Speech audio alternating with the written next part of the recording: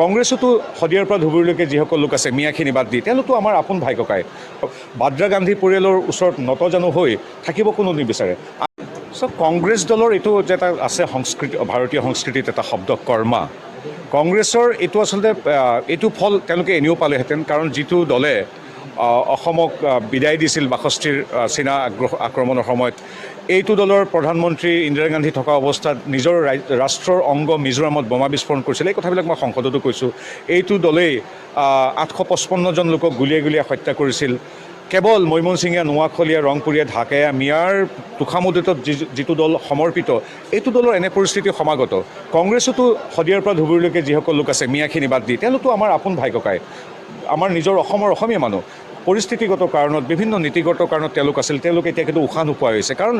বাদ্ৰা গান্ধী পৰিয়ালৰ ওচৰত নতজানু হৈ থাকিব কোনো নিবিচাৰে ৮৫৫জন শ্বহীদক যি গুলীয়াই গুলীয়াই হত্যা কৰিছিল সেই দলটোত এতিয়া কোনো থাকিব নিবিচাৰে এতিয়া কথা হ'ল আৰু সকলোৱে জানে যে অহা দশক জুৰি নৰেন্দ্ৰ মোদীৰ আদৰ্শৰে ডক্টৰ হিমন্ত বিশ্ব শৰ্মাৰ নেতৃত্বত আমাৰ যি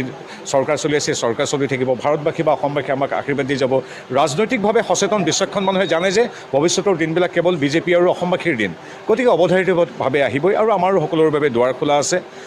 এইটো কথা নিশ্চিত যে কিছুদিনৰ পিছত কংগ্ৰেছ দলটোত কেৱল মিয়া লোকহে থাকিবগৈ আৰু দুটা কথাই হ'ব এফালে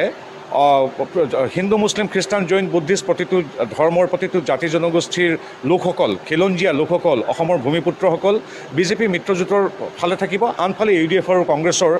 তত্ত্বাৱধানত মৈমনসিঙীয়া নোৱাখলীয়া ৰংপুৰীয়া ঢাকায়া মিয়া থাকিব